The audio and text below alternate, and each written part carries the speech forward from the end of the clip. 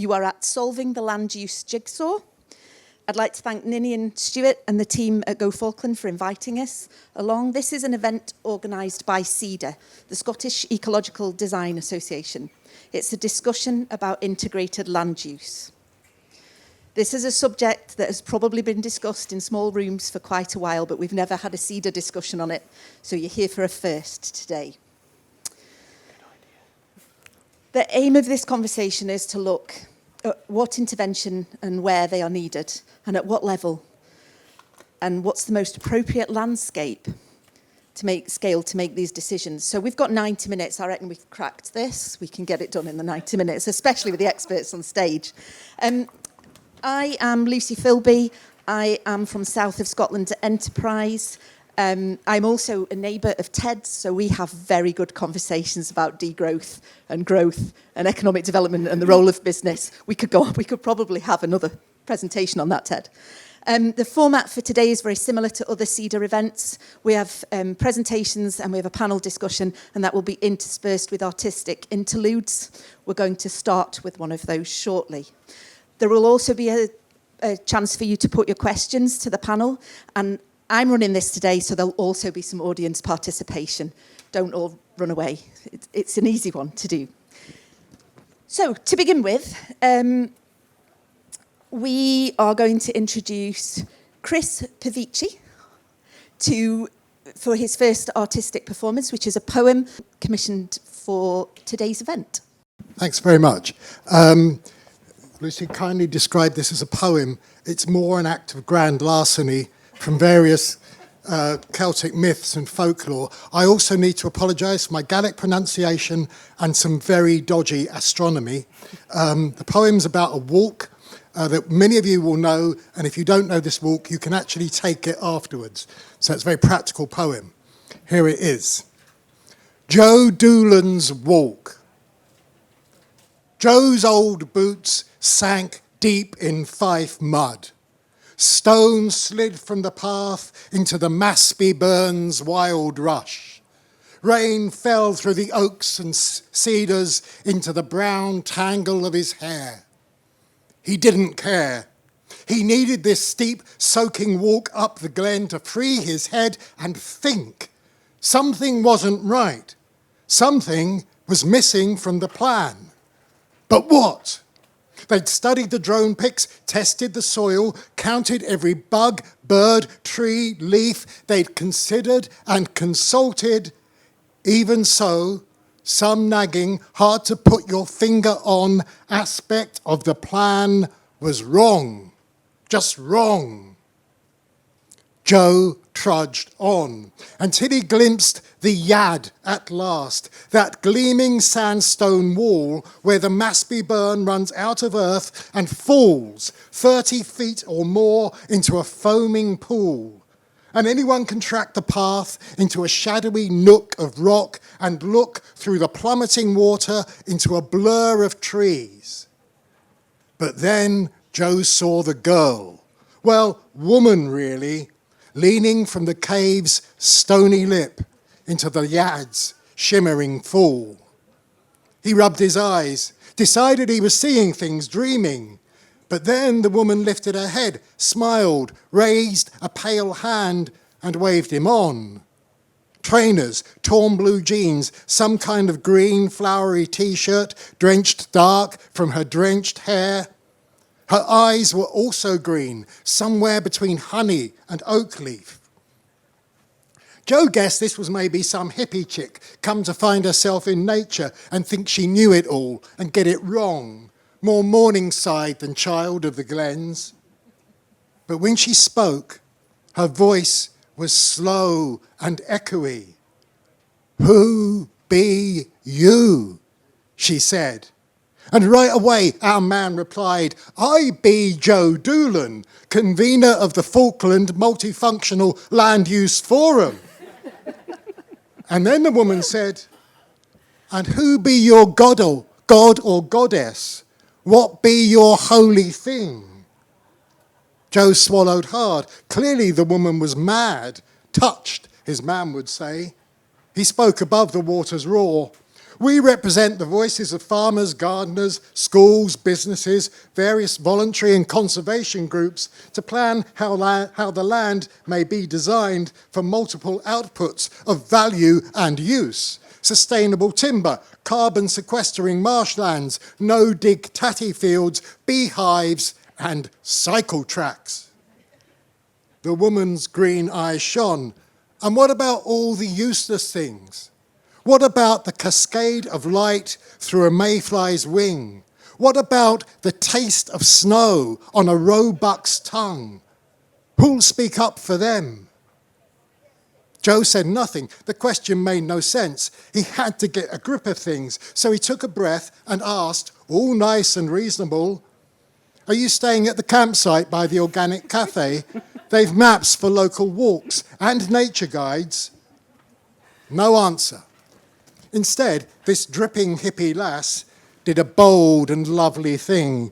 She put a hand on Joe's arm and in the deepest, loudest whisper he had ever heard said, "I am dawn girl and wood witch and bog queen. I am the wind that blows from the deep cold sea." And then she stepped onto the very edge of the thinnest ledge of stone and spread her arms and danced and cried, "I am the Cailleach. I am the deer of your heart. I am the bright stag and the moonlit midnight hind. I am the pearl in the well at the end of the world. But you can call me love." And then she laughed and leapt into the plummeting stream. Joe threw himself toward her. Maybe he could catch a reaching hand, but there was no telling the falling woman from the falling water. And from the swirl and thrash of the Yad pool, no blue jean body rose, no voice came, but the old song of the Masby burn, strong and swift as it had always been. Joe knelt on the soaked rock. He shook and gasped and sobbed and stayed that way till the rainy evening came like a cool veil thrown across the glen. Joe took one last look at the drowning Yad, scrambled to his feet and ran down the slippy path, over the bridge, through the twilight trees, until he came to that great green field where Ninian's chapel stands, roofless under big Fife skies. Joe stumbled in. His head hurt. His bones ached. His soul ached. He lay himself upon the broken chapel floor. Rain fell into his eyes. What on earth was the point of a chapel with no roof? Just another useless thing. And then a memory stirred. His grandpa had brought him here as a lad. They'd peered into the cracks between the stones, found owl pellets, vole bones, moth wings, and Joe had smelt them, touched them, held the stuff of life and death in his trembling 9-year-old hand, while his grandpa explained that the chapel had been built by the old laird in memory of his son, dead at the age of 3 in 1910. Then the Great War broke. The roof never did get put on, but when the men that survived came back from France and Flanders, they liked the chapel that way. They'd loved and lost so many pals and comrades blown to bits. They had no gravestone but the empty sky, no headstone but the moon. Joe wiped the rain from his eyes. All those ruined lives, all that death. Never mind what's the use of the land. For Christ's sake, Joe thought, what's the use of man? But then the mad girl's words came back to him. What about all the useless things? Who'll speak up for them? Joe raised his head and gazed beyond the chapel's useless, roofless walls. The rain had stopped. The clouds were growing thin. No moon, but a lonely shining star. Fianna, heaven's bright stag, gazing down on a Falkland field, searching him out. Know thyself, beloved, on the earth. Joe struggled to his feet and thought of the men back from war wandering the chapel, looking for a moment's peace. And he remembered those bits of life he'd cradled in his hand all those years ago. And Joe knew then that every leaf, pebble, twig, every bird cry in the wood, every gunshot, every hammered nail, every touch, every kiss, everything's a tale. And life's not about the schemes we hatch, but the stories that we tell.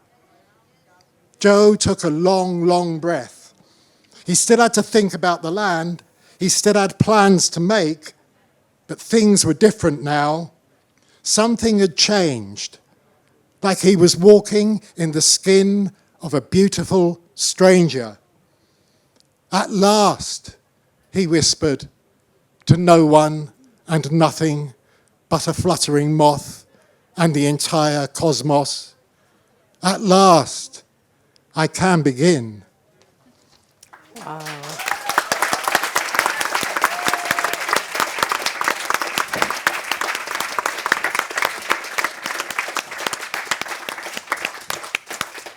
Thank you so much, Chris, for reminding us of why we are about to start this conversation, to really ground us in nature. Thank you so much. And that's the first time that I've had your performance, but when I read the poem, I was in floods of tears. So well done me. Mascara warning.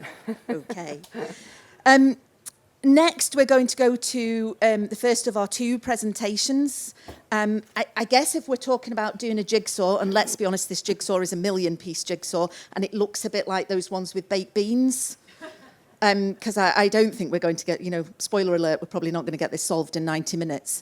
But we do need to look at the picture on the front of the box. And so our presentations from our two scientists today are aimed at doing that. So I'd first like to introduce Alison Smith. Alison is a Senior Research Associate at the Environmental Change Institute and the Nature-Based Solutions Initiative at Oxford University.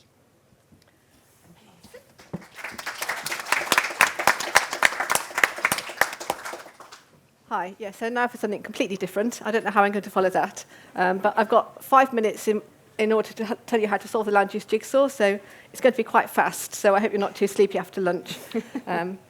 So the land is expected to provide us with all these benefits and more, and I've put nature, carbon and water at the base of this diagram to remind us that healthy ecosystems, soil and water and a stable climate underpin delivery of all these benefits in the long term.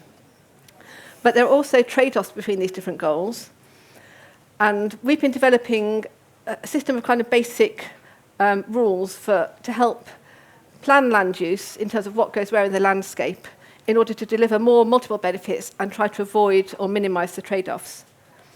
So here's some examples of some of the rules we've been working with. First of all, keeping high-grade land for food production. Otherwise, we're just going to end up importing more food from overseas, potentially with worse impacts overall. Prioritising restoration of peatland where it's degraded and also avoiding planting trees on peats because of the soil carbon loss.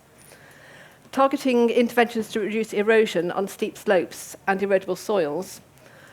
On poorly drained soils and floodplains, prioritising wetland mosaics, which could be a mix of floodplain meadows, ponds, wetlands, and wet woodland or scrub. And then avoiding tree planting on biodiverse open habitats, considering natural regeneration close to existing woodlands which can act as a seed source.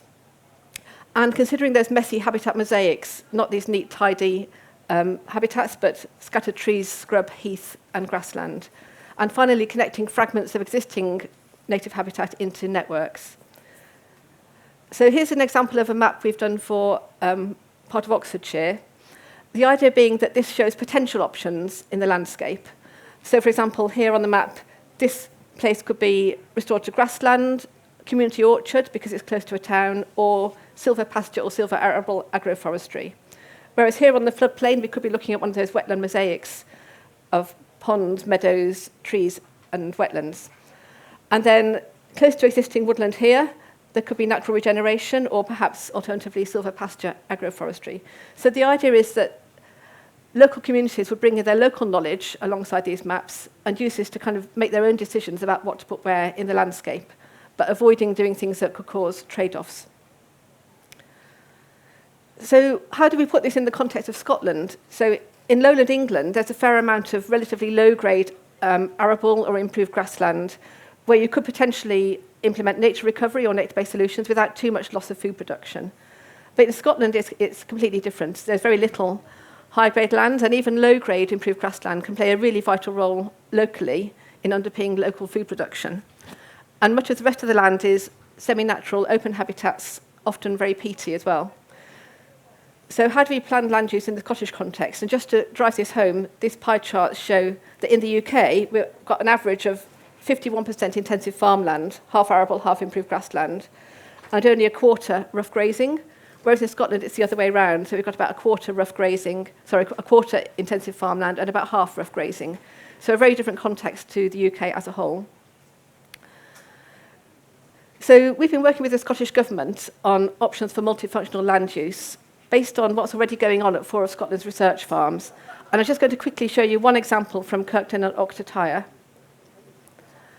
So here the baseline, we actually went back in time for this baseline to about 10 or 15 years ago when the land was very overgrazed. So we've got lots of overgrazed grassland, overgrazed wetlands, very little structural diversity. And what they've been doing since then is they've actually reduced their grazing by 30% to try to recover the condition of the grasslands and wetlands. I'm just going to whiz through this quite fast because I'm quite short of time. So we looked at a scenario, first of all, a kind of land sparing scenario where we assumed there would be a 10% improvement in yield and productivity through measures such as improved livestock breeding, improved livestock health, and precision farming. And that, in turn, would enable creation of some extra woodland along here, which I'll show you in a moment. And then we compared that with a land sharing scenario where we tried to maximise delivery of ecosystem services, so reducing the grazing density, as has already been done, and also just zooming into the valley floor down here with the improved grassland fields, implementing things which are already being tested at this landscape, including riparian buffers, shelter belts, species-rich meadow strips, and silver pasture agroforestry, and extra woodland planting as well. So we then also looked at a combined scenario where we combined the productivity scenario with the ecosystem service maximising scenario. So this has what they had here is some low density mountain woodland and scrub, and then a new woodland corridor, alongside all the ecosystem service generating measures as well. And what we found when we looked at ecosystem service delivery is the combined scenario had greater benefits for most ecosystem services than the individual productivity-only scenario or ecosystem service-only scenario. But also, although most services improved, there was quite a large decrease in food production from the 30% reduction in grazing density. So this is quite an important trade-off. So in conclusion, there are many options for multifunctional land use, but these can come with trade-offs, especially for food and timber production, trading off with other ecosystem services. And this can affect employment, culture, and local economies. Combining the productivity improvements with the agroecological type measures can increase the benefits and reduce the trade-offs. And on high-grade land, you can retain that production alongside enhancing sustainability through things that I'm sure many people here are already doing: agroforestry, hedgerows, riparian buffers, and field margins. And open habitats can be sensitively restored, for example, looking at natural regeneration or habitat mosaics. Also, many farms are diversifying, looking at options like ecotourism, hydropower, etc., and also trying to get extra income for premium livestock products from high nature value farming. But all these options need to be community-led and tailored to the local context.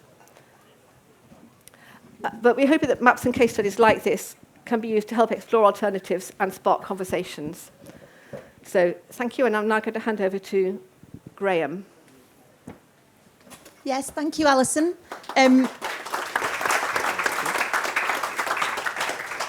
Next to introduce is Graham Begg. Graham is the head of Agroecology Group at the James Hutton Institute. Thanks, Graham. Hello, everybody. First off, I've got to thank Ted, Chris, Alison, because somehow, by some miraculous happenstance, they've all said things that I think can connect to what I'm about to say. Because what I want to introduce, or at least present as a reminder, because I'm sure most of you actually know and sense this anyway, is that land use is exceptionally complex. Land use decisions are exceptionally complex, and we have to think about them in a systemic way. Okay, so I just want to spend a few words trying to get that idea across as a precursor to further discussion.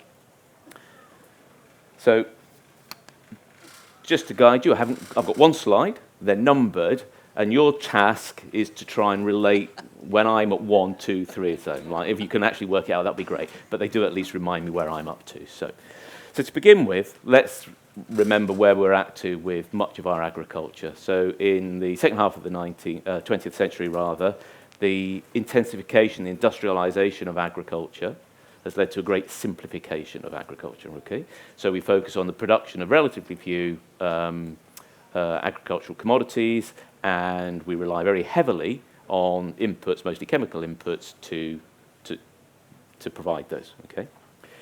What it doesn't do is think very deep and hard about the natural environment in which that process is taking place.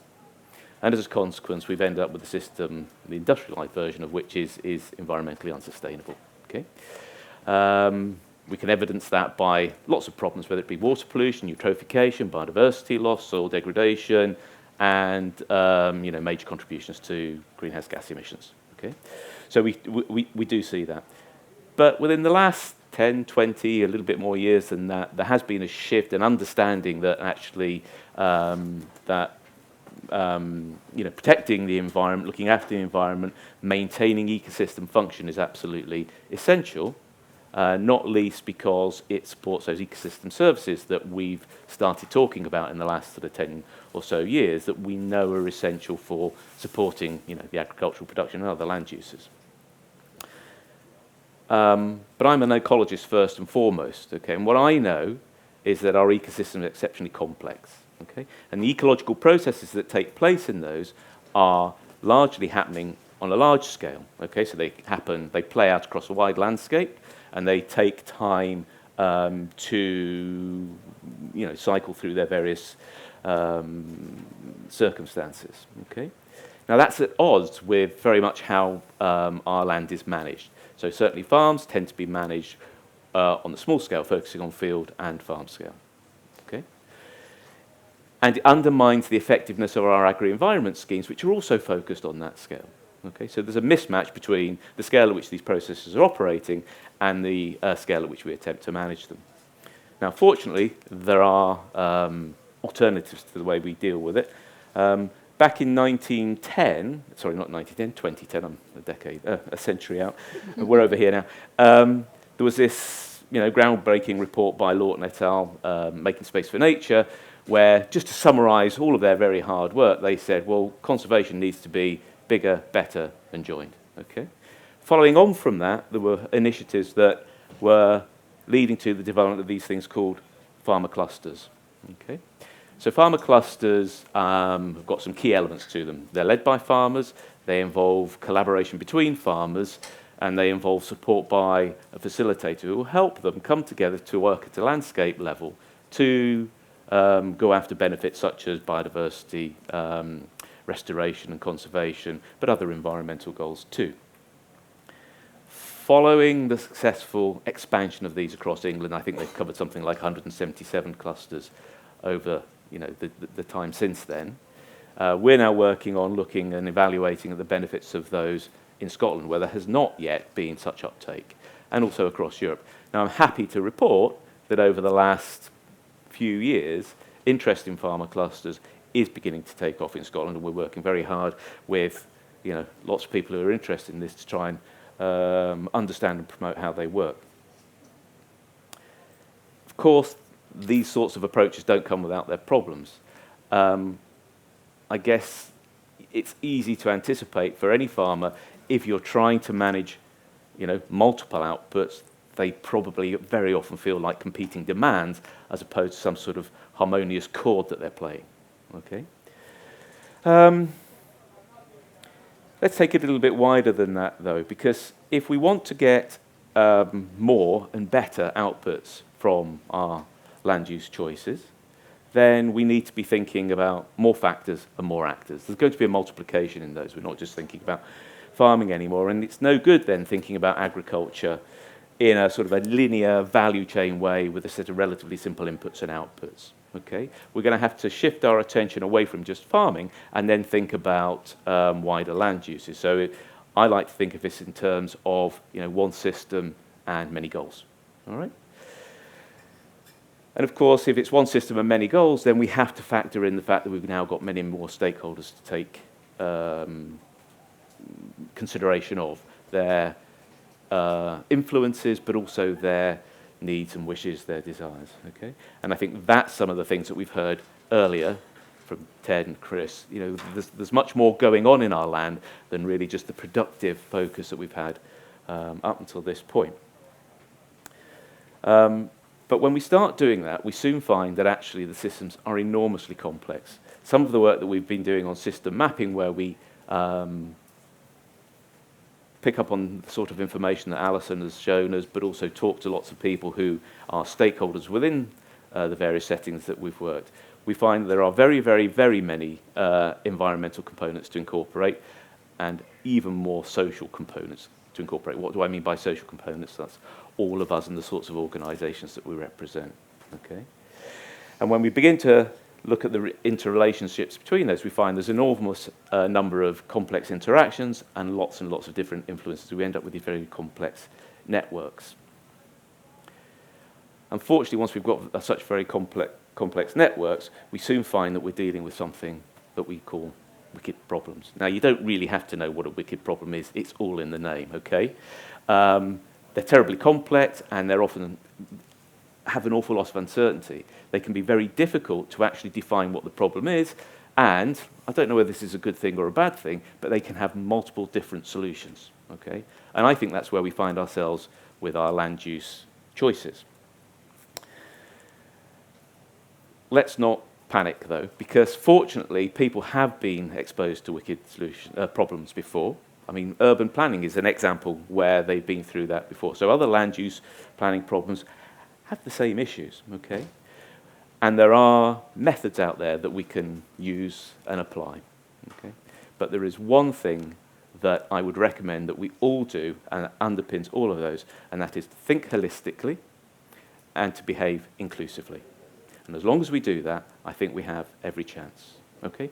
And so that's my few words, and I'll finish there. Thank you very much. Thank you, Graham.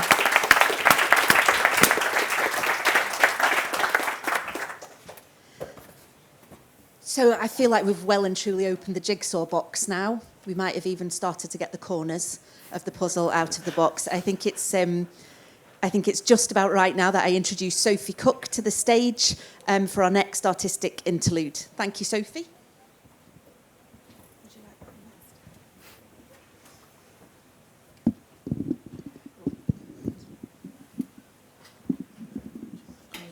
Thanks. Thank you. It's in two parts. The overpromised land. Throw stitches of clover, of winter cover, over the fields. Conceal the ground. Replace the lost skin.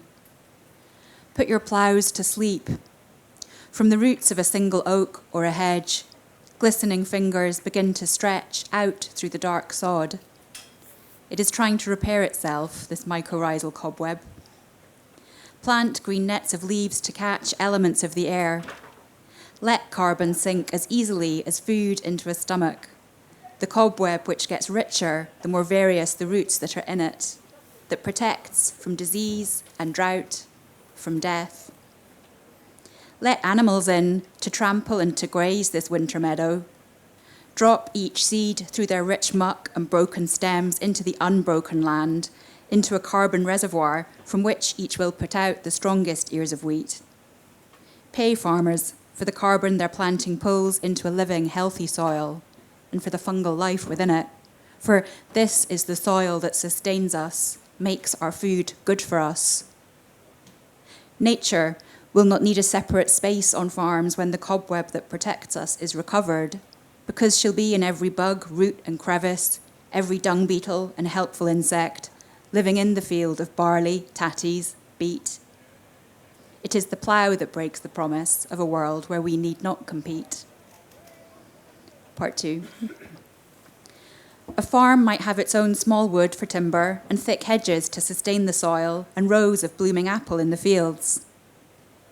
Let the wild places and the half-wild places be joined, from mountain top to tearing waves upon the beach.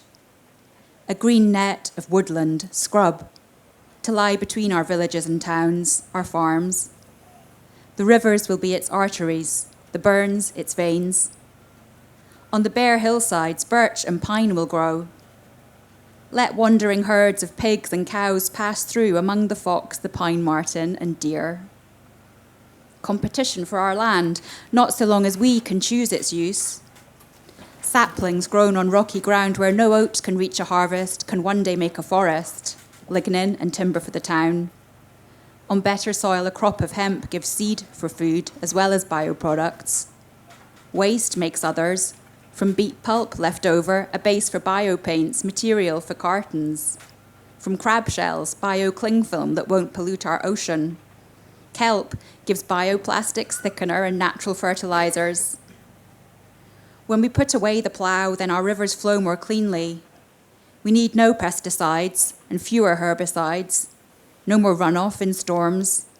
The soil is now a living sponge. Clean water flows to a cleaner sea, the underwater forests swaying beneath the waves, and the cycle that locks down carbon.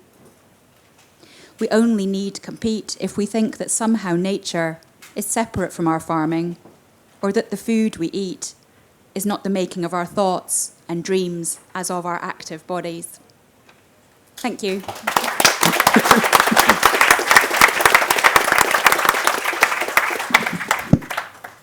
Thank you, Sophie, for putting such detail on some of those jigsaw pieces we're about to start putting into place. And I managed to do it without crying again, so it gets me every time, honestly. We are now going to move on to our panel discussion with our experts on the panel with me. So we have today Marian Bruce from Bioregioning Tayside. We have Grant Moir, CEO of Cairngorms National Park. We have Denise Walton, Chair of Nature Friendly Farming Network. And we have Andrew Heald, who here says forestry consultant, but I know you wear more hats than that. I know that this conversation is a first for SEDA, but I have worked with many of you on integrated land use or multifunctional land use projects and consultations in the past. So my first question is, why haven't we solved this already? Why? What are we doing right and what aren't we getting right? And I'm going to throw that first to Grant. Oh, yeah. Well, thank you. Yeah, so what are we doing? Well, I suppose I'm a bit of an optimist to a degree, which is if I look back 20 years ago and where we were in terms of land use in Scotland, I think we've actually made leaps and bounds on lots of areas and are more integrated than we used to be. However, as with all these things, we still tend to talk of things in silos. So whether that be farming or deer management or peatland or forestry, we deal with those in policy silos, we tend to deal with those in financial silos, and we tend to talk to different people about those things as well. And there's more need for us to actually look at how these things work together and how we can integrate them more closely together. And that does talk about, I think, trying to do things below the national level. I think a lot of times when we look at land use, we talk about land use and we talk about big national conversations. But land is incredibly local, and what you do with it is incredibly local, and what the changes that need to happen within those places are incredibly local. And we need to try and get down below that national level to actually have discussions at a proper local level that makes sense in terms of how the money and how the policies and how these things are actually implemented at those levels. The one thing I would say is that we've got an awful lot of change coming down the line. And if you look at what we are meant to be doing by 2030, we're in the UN decade of ecosystem restoration, which is meant to be 2030. We're meant to have halted biodiversity loss by 2030 before we start going on. Well, we're 5.5 years away from that, so tell me how close are we to doing those things? We've got an awful lot of work ahead of us, and change at that scale and that pace is very, very difficult to take people with you at that scale and that pace. And I think that's one of the key things, is how do we take people with us in some of these big things that are going to have to change, but do that at a local level that makes sense to people. Oh, I'd like to unpick some of that. Can we start with that local scale? Marian, what's local? Yeah, really good question.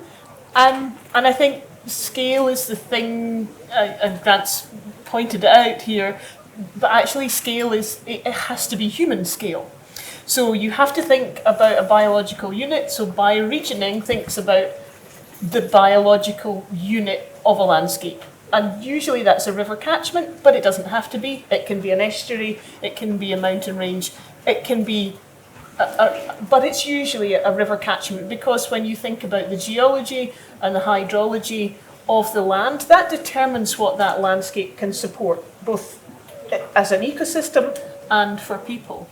And so it has to have scale that's sufficient to understand how all those processes within the landscape actually feed into each other and impact on each other. But it also has to be a human scale, because in order to make this work, we believe that you need human connection to do that. So in order to create the trust that's required to get people working collaboratively within a landscape, they need to know each other. They need to have a relationship. They need to have sat down and eaten together at dinner. They need to know what these other people are doing and come to shared understanding of what the landscape can provide and who's doing what part of that. So it needs to be large enough that you're working at a landscape, but small enough that actually people know each other.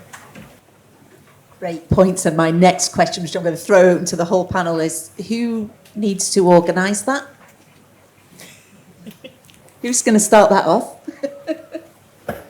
Who has the responsibility for starting those conversations and those dinners? Who has that responsibility? Tayside. We're doing that. That's what we're doing. And it has to be local people.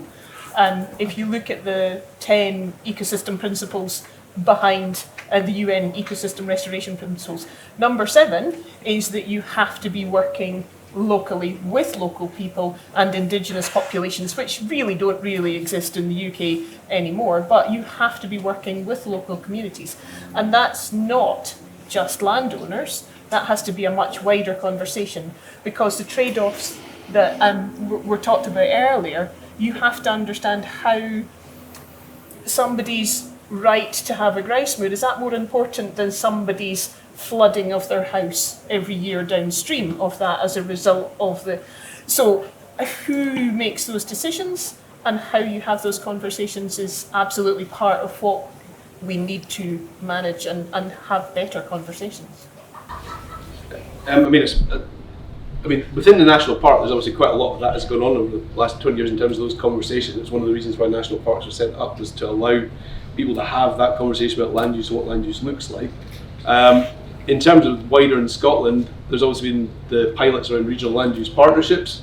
What do those actually do and mean? How do they have those conversations, and are they linked into the policy and the money and the other things alongside that? So there's lots of things to be asked around that, but there are potential mechanisms there for people to have those conversations within Scotland. But I think that's exactly it, which is at some point then, what is the mechanism for making some of those decisions, which is the more tricky thing, because we can all have conversation about what it's like, but actually at some point when you've got to make a decision, there will be people who like that decision and people who don't like that decision.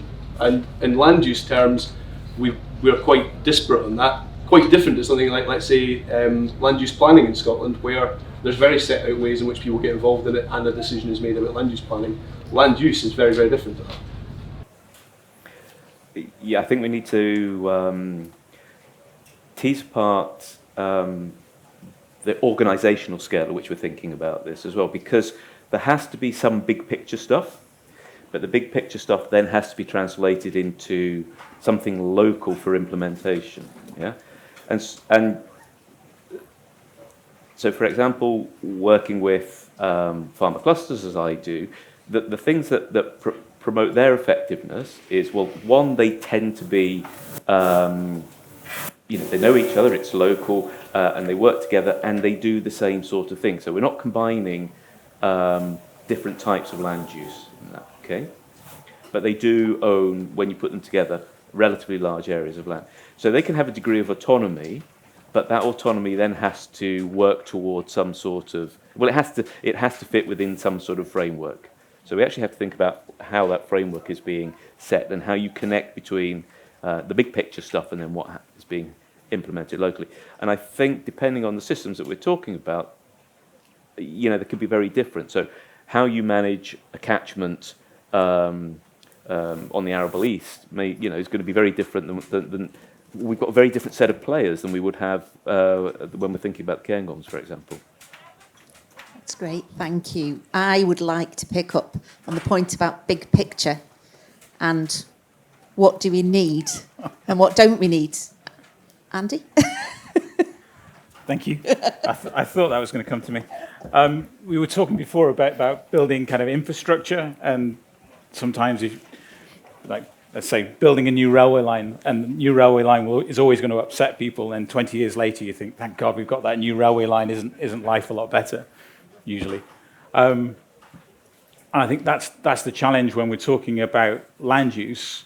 It's easy to talk about it, as we've said, at a kind of an abstract national scale, and it almost feels abstract. And then when it comes down to a local scale, it's someone's farm, it's someone's forest, someone's lived there, someone grew up there. And there's a quote about forestry, which I use quite a lot, which is, forestry isn't about trees, it's about people. And farming, land use isn't about trees, sheep or cows, it's about people.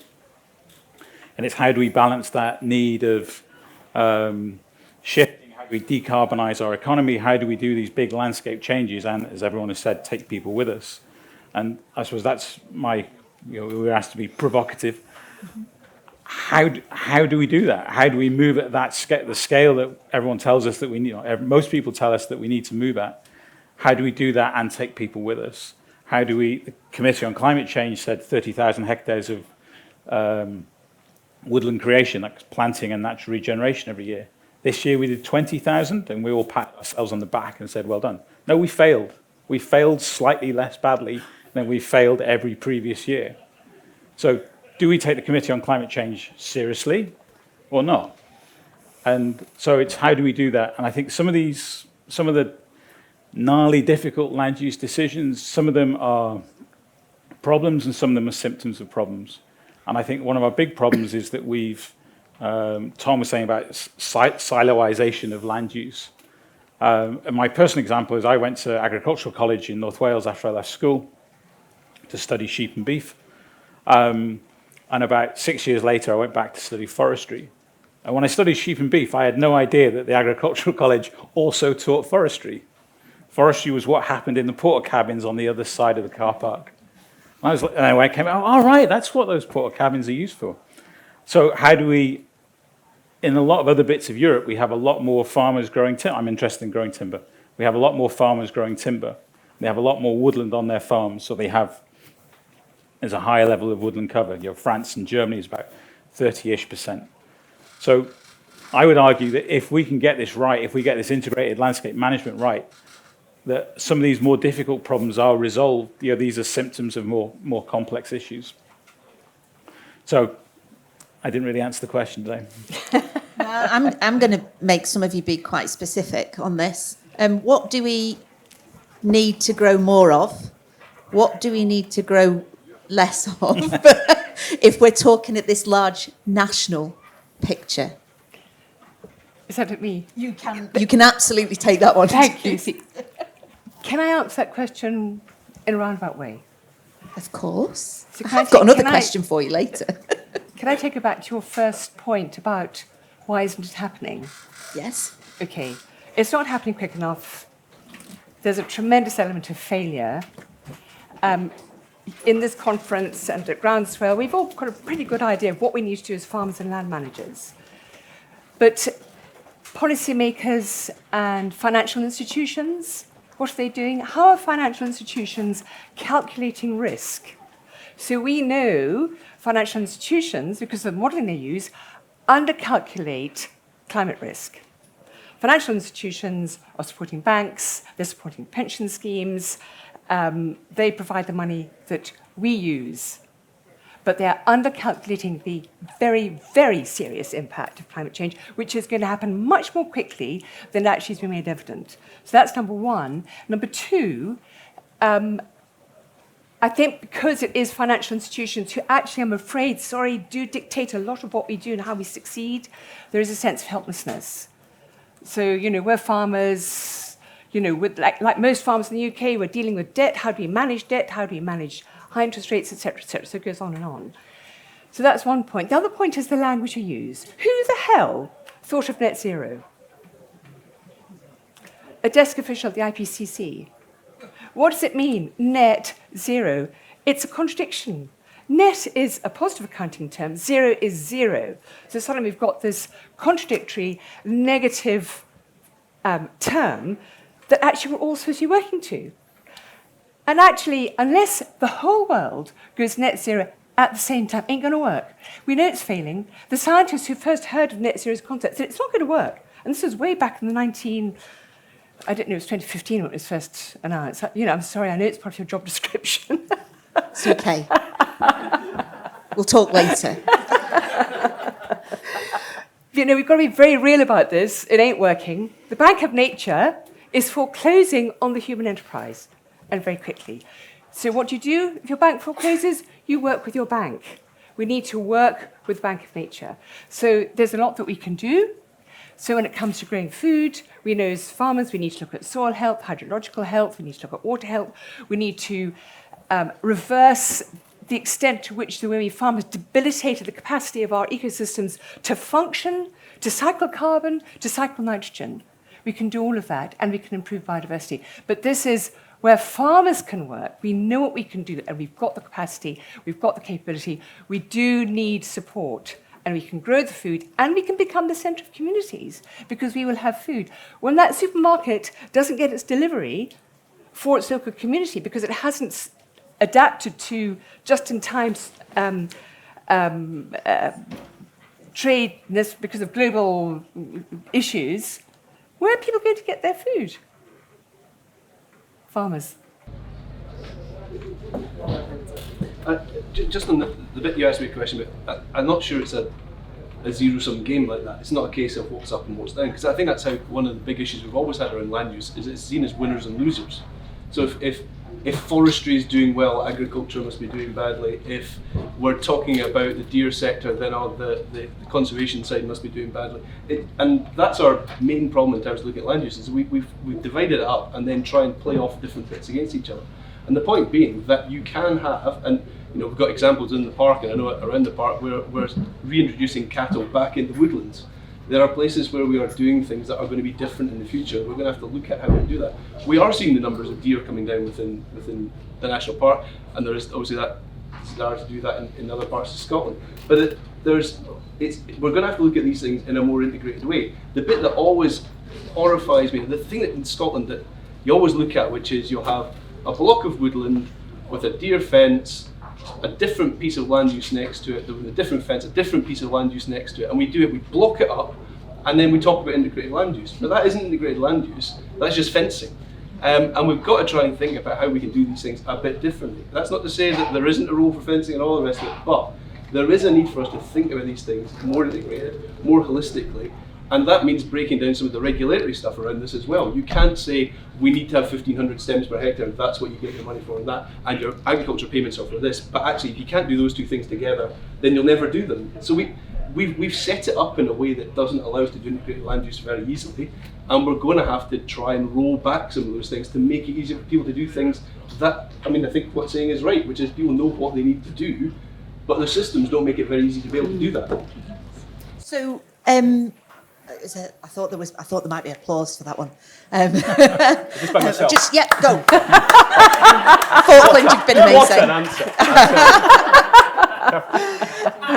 So are we talking about multifunctional land use rather than integrated? Are we talking, I'm going to throw that one open to the panel. Is it about getting multiple, you just said about bringing livestock back into woodland areas. So is it about being more multifunctional than integrated? Well, the function has to come into it, because if we're talking about ecosystem services, those are functions. So it is multifunctional rather than integrated, I'd argue. Two questions. What are we trying to achieve for whom? And that seems to me to be fundamental, because in a sense, I'm an outsider to all of this. I don't own land, I don't farm it. I don't, so a lot of the time I look at it from the outside, if you like, and then when I'm inside the system, the one thing I am is I'm just a bog standard kind of consumer, okay? I've got my wee house in Dundee, and I toddle off to work, and I come back, I watch telly, I do all those other things that everybody else is doing. So where are those people in our discussions, and what is it that we're trying to do? Because how many people are in this tent? Not many, yeah? And how many people are outside the tent? An enormous number. And I'm really interested to knowing how do we identify what it is that is the ultimate point of all of this, yeah? And then we need to think, how do we get towards it? Because at the moment, we just, we do a lot of this. I've spent, easy 20 years of my career sort of going around having these sort of discussions. So I'm not criticising, I'm criticising myself as much as anybody else here. And what I would like to see us able to do is step outside of that and actually try and take a more universal view. So when we talk about farming and we talk about financing, we also have to begin to look at the way the whole country and the world is set up in terms of trade. Yeah, because actually we know from an arable sector what we're really doing is contributing to beer and whiskey production, which was a great export, but it's not food, as much as I like to drink beer and whiskey.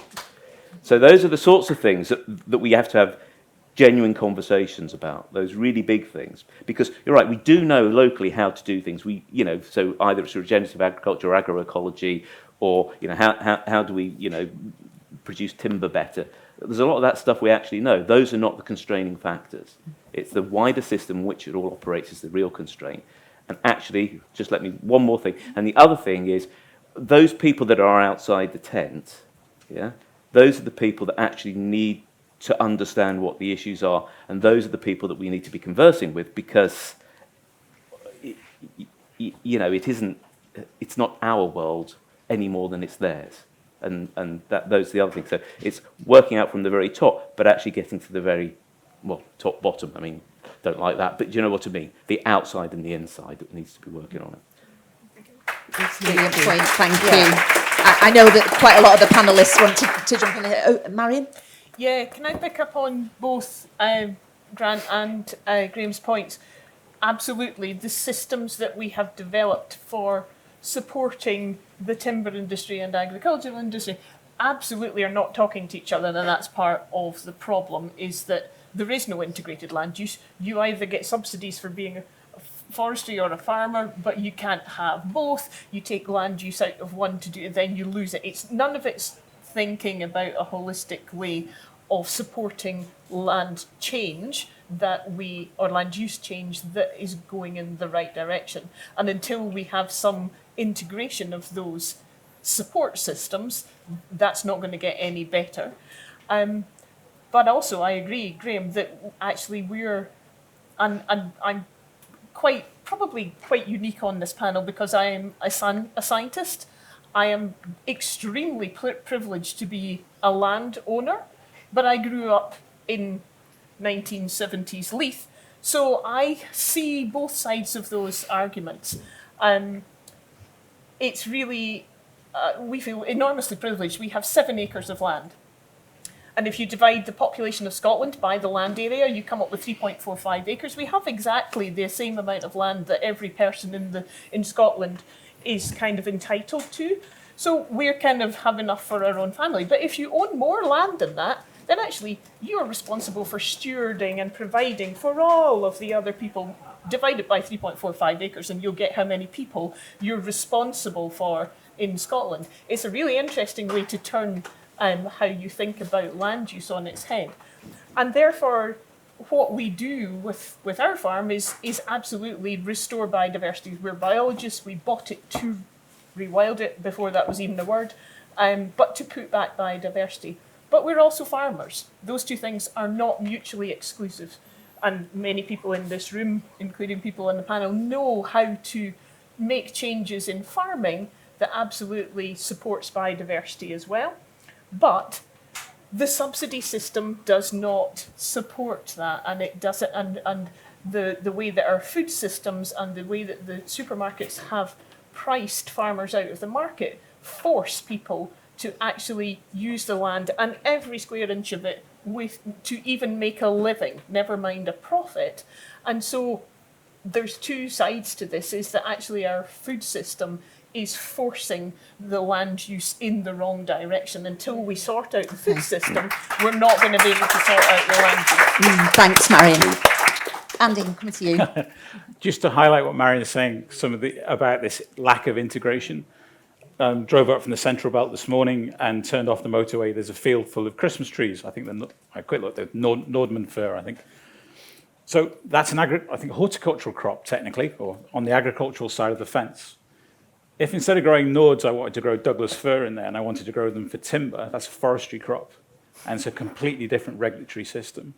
A bit further up the road, there's some short rotation coppice, biomass coppice.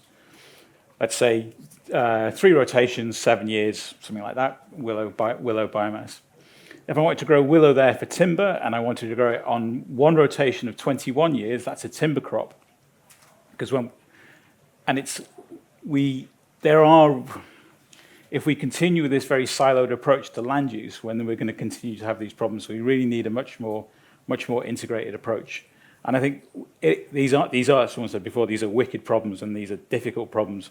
And we really need some political leadership. That's why we elect politicians, to make these difficult decisions. And it needs some leadership. And there are going to be some losers in this. And if we are going to deliver this just transition to a lower carbon bioeconomy and away from an extractive industries and to a better food nation, we need leadership to do that. We can't just go, I've been coming to stuff like this for 20 odd years and having these conversations, and things have got better, Grant. I agree. Things have got better.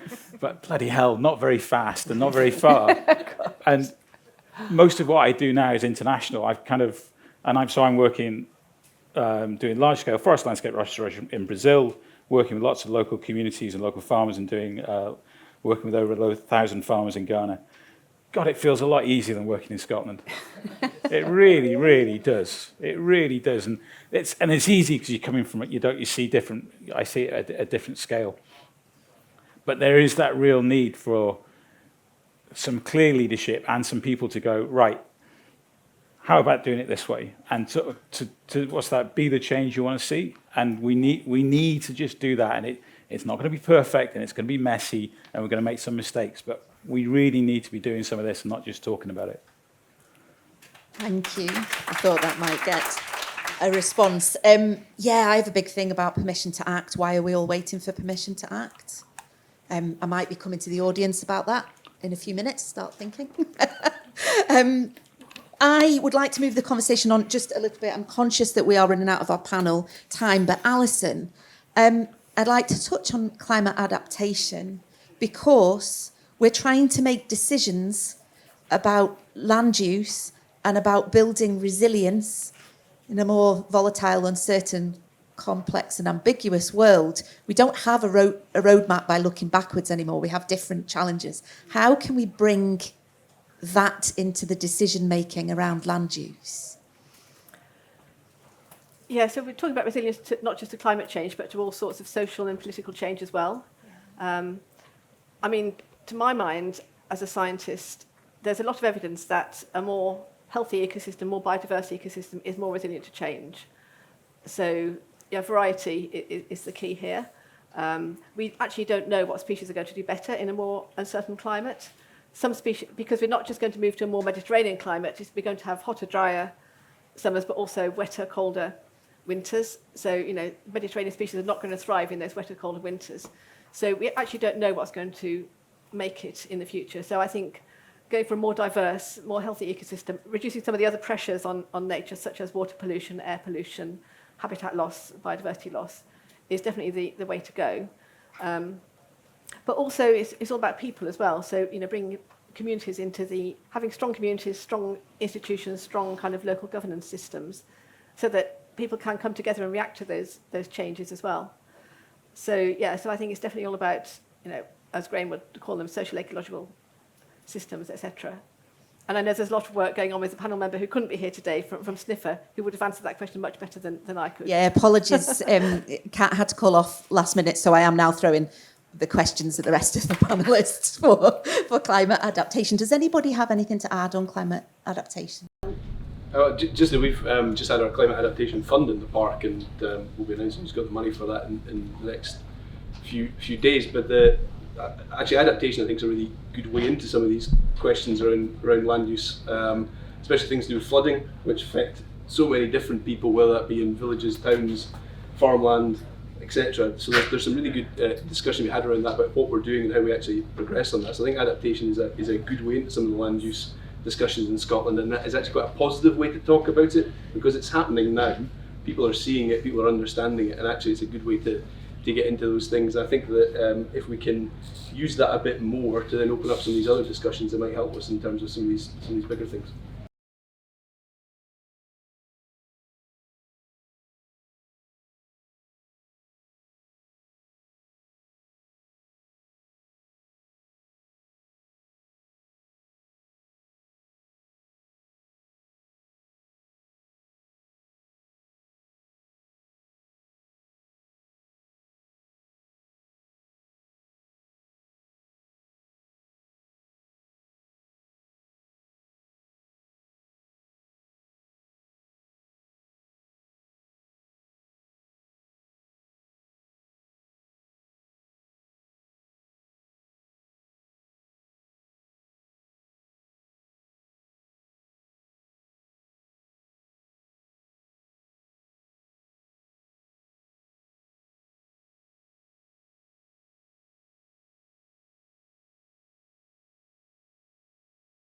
My piece is called Song Shall Be Our Measure, and it grew from the idea of birdsong as an indicator of land and community health.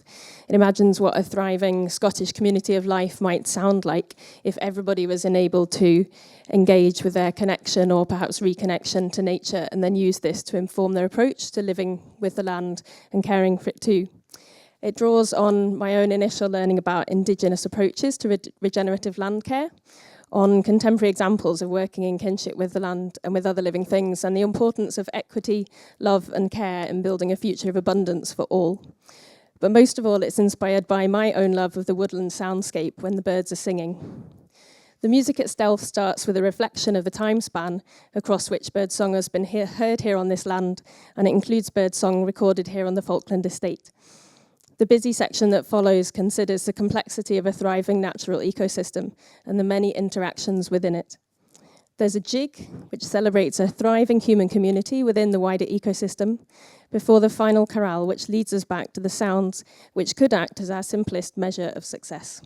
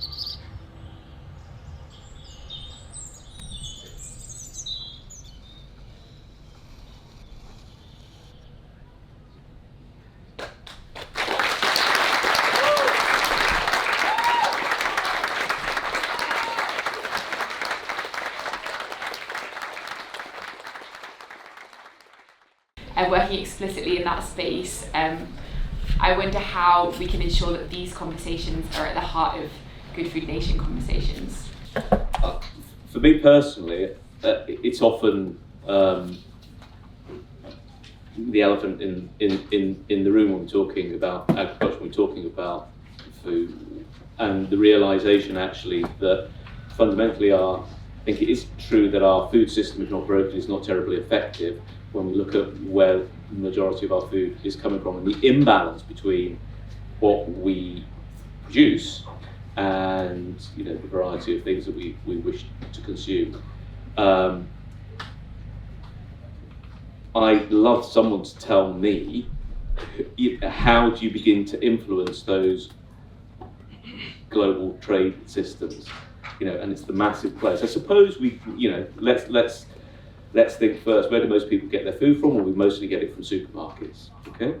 And they're sitting at the end of that value chain. So, I mean, have we got any supermarket people here? No. Not yet, but give us another couple of years. Yeah. I mean, and most of the big supermarkets now do have their teams of people working on sustainability, etc. We're being recorded, right? Yeah. But my expectation is, my belief is, and I might get sort of shot in the back for it, is that actually they do it in narrow confines. Okay, so there's a big business that's telling them, that sets out the direction of travel, and it's just within that you get questions about, well, it's marginal as the changes in sustainability. But I don't think actually, as far as I'm aware, they involve conversations around, where food is being sourced from, because I'm sure people would be growing food here if they could find a way of, if there was the market for it and they could get it through to, but just driving across here from Dundee, I usually do this thing where I look in the fields as I go along, say, well, can I eat that? No. Can I eat that? No. Can I eat that? No. And so I think there needs to be a discussion there, but I think probably we need, I guess I'm thinking the supermarkets and the people that we need to have in there, because they're very, very influential. Could I comment just on that? I had a very interesting conversation at COP26 with Sainsbury's, who were one of the major people supporting that conference, and they said, we're investing a huge amount of money to decarbonise all of our supply chain, and I asked the question, well, are you completely eradicating any of your dividends to your shareholders in order to make that happen? And of course the answer was no. But even if we took that money, if we and this is part of the broken system that we work in, those are huge multi-million-pound businesses that are there to make a profit. And should anybody be profiting from the production of food, is the question. Yes, people who own farms need to make a living and need to reinvest in machinery and different ways of working, but actually should people, anybody, be profiting from the production of food? I throw that question back out. Great question. I feel like that's a whole session by itself. Well, yeah, it's indeed. I'm gonna move this on. Does anybody have another question from the audience? Hello. So I've been involved in a lot of these discussions as well, and involved in a lot of the just transition discussions on land use and agriculture. And I hear over and over again, and in this panel, there are going to be winners and there are going to be losers. Can I ask the panel, who do they think are the winners and who do they think are the losers? Because I live in Fife, and we are just a few miles down from communities who are still losers of a structural land use change, ex-mining communities, where we didn't do it right. In the kind of oil transition, we understand that the losers, I think the understanding is the losers are the workers in the oil industry, and how do we make it a just transition for them? But in no time am I hearing an identification of who the winners and who the losers are in land use change in these discussions.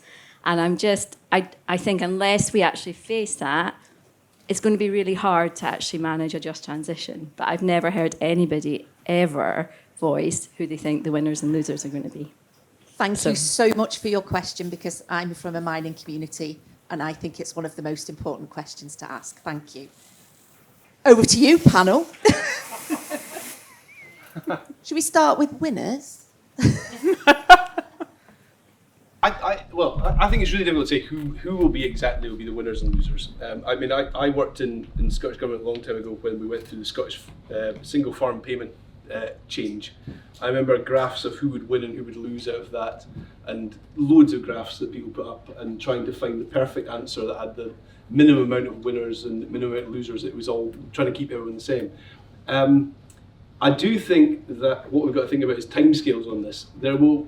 It's about the transition of jobs to different types of jobs in certain places as well. But that doesn't necessarily mean that people who are in current jobs get those next jobs. And I think that's the really, really difficult bit, is you can't just pretend you're just going to retrain everyone and they're going to become something different. And what is the timescale over those changes? And are we willing to put the money in to try and support people through some of those changes as well? Because it's all very well saying you need to change.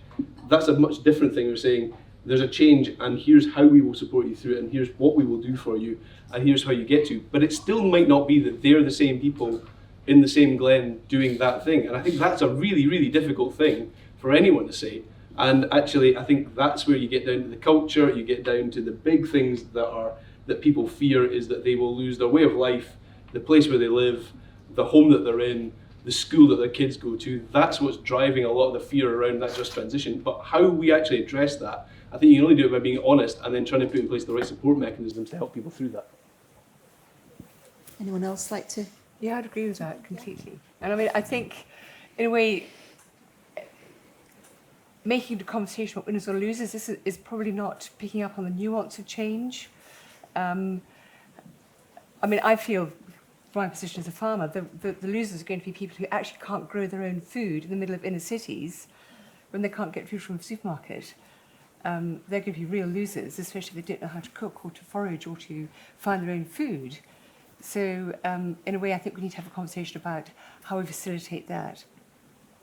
Great answer, thank you. I am conscious of time and I want to get so many questions in. I'm going to struggle. There was somebody who wanted to ask a question over here. If we could get the microphone to there, thank you. Hi, thank you. I'll stand up. I promised Grant I wouldn't give him any curveball questions from the back, but I've decided. But you're going to anyway. So last night I got, I want to say strong-armed, I suppose, along to a community meeting which was about our local village developing a local place plan. So the idea is that you develop this at a community level and then that links into what the local authority wants to do around land use and so on. And there was a lot of good people there with lots of good ideas and things, but no kind of expertise in the room around facilitation or getting community voices together. But they are told that we need to come up with a map of our area with what we'd like it to look like by the end of January. And so whilst there were people there ready and willing and so on, I found it difficult to be able to say, well, what could I contribute, what should others contribute, and you can't ask people to, it always seems to end up with the same volunteers doing these things. So the question to the panel is, if you were talking to a group like that, what would you say to them? What resources can they go to help them unpick what their community could look like in 20, 30 years, picking up some of these key drivers around food, energy, transport, those sorts of things? Is there one place that they could go to that I could take away with me today and share with them later on? Great question. Oh, look, everyone's going for it, right? Yeah, I mean, local place plan is obviously part of the whole thing. We're developing a new local development plan for the park, and exactly the same thing in terms of people can produce a local place plan. I suppose what we do is we try and support, we support things like voluntary action, Banachra, Spay, Marian partnership, people on the ground to actually support doing action plans in villages and facilitating it. Because the whole point is, you're going to take lots of different views in from lots of different people, and it's trying to say what does a community think it should look like and be like in 10 or 20 years' time. It's actually quite a big thing to articulate, and the land use side is even more tricky in that, because most people usually think about the village and not necessarily about the land around that. So we've tried to support organisations that is their role, is to help communities to do that sort of thing within the Cairngorms. And the Cairngorms 2030 project, which is a big lottery funded project that we're doing, is doing even more of that. So that's engaging with people on a whole range of things to look at what they want their landscapes to look like in the future and how they can work with professionals to articulate that, because there is that interface between the voluntary side and communities and needing professionals around what does that actually mean, does that work, and some of the things around how you facilitate communities to make that happen. So I think it's a really big thing. Just saying you can do a place plan isn't enough. It needs more behind it than just saying that there's ability for a community to do a place plan. You need to put in the resources to help them actually do that properly. Could you start with food? What can you grow in your gardens? How resilient can you be? In 30 years' time, will you be able to feed yourself from your gardens and your neighbours' gardens? And that's a focus. And I think that's really, really important. Over to Marian and Yeah, Alison and in Andy. terms of resources, there's a huge amount out there. It can seem overwhelming, but I would go to the Scottish Land Commission website. There's lots of case studies on there, and also Community Land Scotland have a huge number of really inspirational case studies on their website about different communities. So go to other people. In Ailith, we have a local place plan. It was developed and it was facilitated. We got funding to help to have people facilitate it and also to help us write it. So there is funding out there to do that as well. And there are lots and lots of places to go and ask. So I would go and ask those organisations for help. Also, local development trusts, that's part of their role to be doing that and facilitating that as well. So also there's a Development Trust Association of Scotland, DTAS, is a really useful place to go and get help to set up a development trust to enable you. And there's a huge amount of learning that will come for the people engaged in that process about how you take that forwards. But very happy to talk to you. Bioregioning Tayside, Claire and I developed our development trust. We have some experience in that and can point you to other places too. Right. Andy, do you have anything to add on that? I was just going to say, I'm a big fan of local government, which sounds like an odd thing to say, but sometimes when we get these other people who are in the room discussing land use plans, are they the right people in the room? Are they representative of what the wider community thinks? And I think if we compare ourselves to other European countries, our local government is really poor, and it's poor for there's lots of reasons why it's poor. I used to be on the community council where I grew up in North Wales. You know, we had no influence on the land. We could kind of comment about, you know, whether litter got picked up in the village, but we couldn't comment on about land use or anything else. I live in the middle of Edinburgh, and I know who my city councillors are, and I'd like to think they have some influence on how the city is planned. But I think we need a better system of local government that is fair and representative.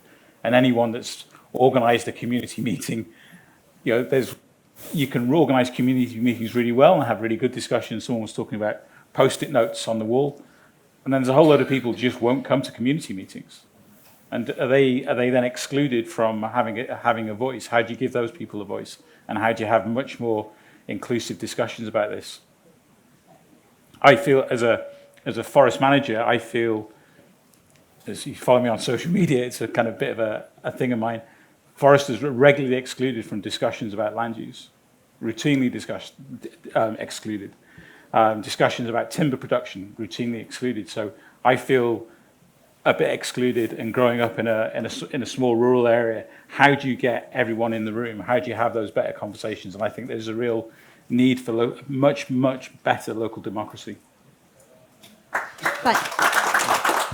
Thank you so much. Unfortunately, we are out of time. Actually, I've taken a little bit extra time, but better to seek forgiveness than permission, I believe. So that concludes this SEDA Land session. I'd like to thank everyone who has participated. That's the panellists, Alison Smith, Graham Begg, Marian Bruce, Andrew Heald, Grant Moir, and Denise Walton, the contributing artists. Chris Poiches, Sophie Cook, Jessica Kerr, Kirsty Orton and Aaron McGregor. And I'd also like to thank the Scottish Poetry Library and the Scottish Book Trust for sponsoring the poems. If you would like to support SEDA Land, please look at our website or join us at the stand in the exhibitors tent, just around the corner. So if you would join me in thanking the panellists and the artists for today. Thank you.